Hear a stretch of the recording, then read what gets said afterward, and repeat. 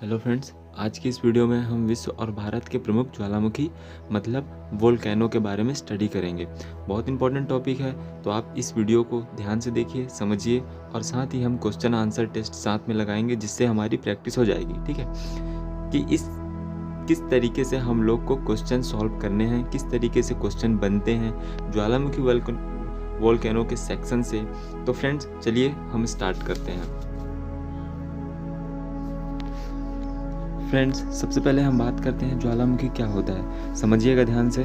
पृथ्वी पर एक छेद या दरार से जब पृथ्वी का पिघला लावा, भाप और गैसें जब बाहर निकलती हैं तब उसे हम ज्वालामुखी बोलते हैं।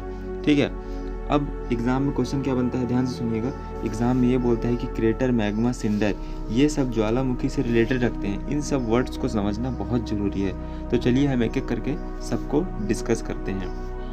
ठीक है, पहले क्या आ जाता है, सबसे पहले हम बात करते हैं क्रेटर क्या होता है। तो फ्रेंड ध्यान से सुनिएगा, क्रेटर क्या होता है। ये क्रेटर है। क्रेटर क्या होता है, ज्वालामुखी का जो कप का आकार का होता है और उसका मुंह जो होता है उसे हम क्रेटर कहते हैं, मतलब इसे हम क्रेटर कहते हैं। ठीक है, तो एग्जाम में एक क्वेश्चन पूछा जाता है इस टाइप से। ठीक है, मैग्मा, जब ज्वालामुखी फूटता है, मैग्मा जब ज्वालामुखी फूटता है तो अंदर से तरल पदार्थ का बाहर निकलना, तो ये तरल पदार्थ ही क्या कहलाएगा, मैग्मा कहलाता है। जब ये लावा जब ये मैग्मा निकलता है, जब ये लावा छोटे छोटे टुकड़ों में बढ़ जाता है तब इसे हम क्या बोलते हैं, सिंडर बोलते हैं। ठीक है, क्या बोलते हैं, सिंडर।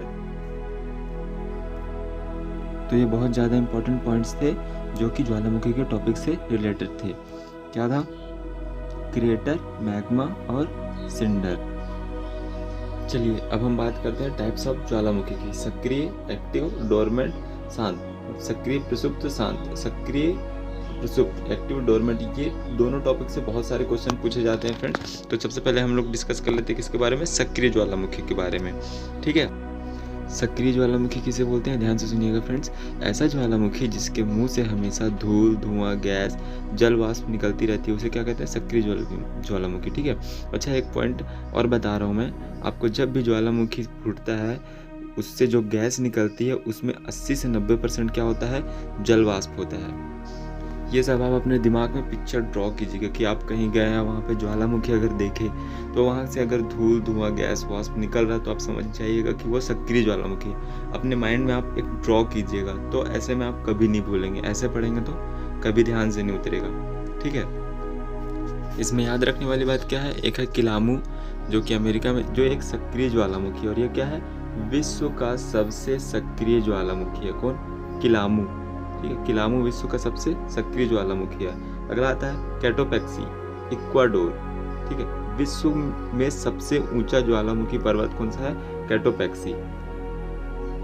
उसके बाद अगला क्या हो जाएगा, ओजस डेल सलाडो, ये कहाँ है, अर्जेंटीना, चिली बॉर्डर पर। विश्व में सबसे ऊंचाई पर स्थित एक्टिव ज्वालामुखी है। ठीक है, विश्व में सबसे ऊंचाई पर स्थित एक्टिव ज्वालामुखी है। किलामू कहाँ हो जाएगा, किलामू हो जाएगा आपका हवाई द्वीप, अमेरिका में जो स्थित है। ठीक, विश्व का सबसे सक्रिय ज्वालामुखी, विश्व का सबसे सक्रिय ज्वालामुखी बोलेंगे तो क्या, किलामू, हवाई द्वीप, अमेरिका में। ठीक, फिर अगला बोलेगा कोटोपैक्सी, इक्वाडोर में स्थित है। विश्व का सबसे ऊंचा ज्वालामुखी, ये ऊंचा ज्वालामुखी पर्वत है। ठीक, और ये सबसे सक्रिय ज्वालामुखी पर्वत है, हवाई द्वीप। फिर ओजस डेल सलाडो, ये विश्व की सबसे ऊंचाई पर स्थित एक्टिव ज्वालामुखी। अगर ये क्वेश्चन बनता है विश्व में सबसे ऊंचाई पर स्थित कौन सा एक्टिव ज्वालामुखी है, तो ओजस डेल सलाडो कहाँ है, अर्जेंटीना में। अगला क्वेश्चन का है स्ट्रोम्बोली, भूमध्य सागर का। ये क्वेश्चन बहुत इंपॉर्टेंट है फ्रेंड्स। देखिए, भूमध्य सागर का अगर क्वेश्चन बनता है, भूमध्य सागर का प्रकाश स्तंभ किसे कहते हैं, तो स्ट्रोम्बोली। इसको भी लाइट हाउस ऑफ मेडिटेरियन सी। ठीक है, मेडिटेरियन सी। ठीक है,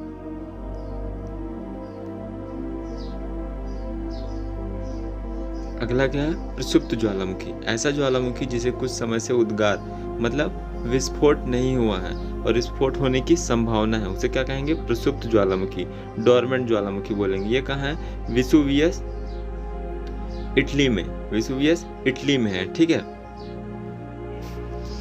ऐसा ज्वालामुखी जिसे मतलब जो शांत है, जिसमें मुख पर पानी, इसके नाम से ही हम लोग को पता चलता है शांत ज्वालामुखी है, जिसके मुख पर पानी भर चुका है, जो शांत ज्वालामुखी कहते हैं। ठीक है, जिसके विस्फोट होने की कोई संभावना नहीं है।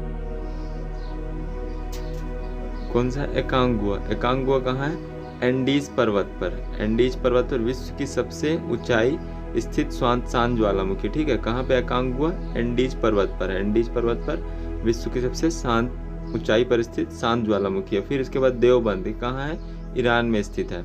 ठीक है, देवबंद कहाँ? ईरान में स्थित है।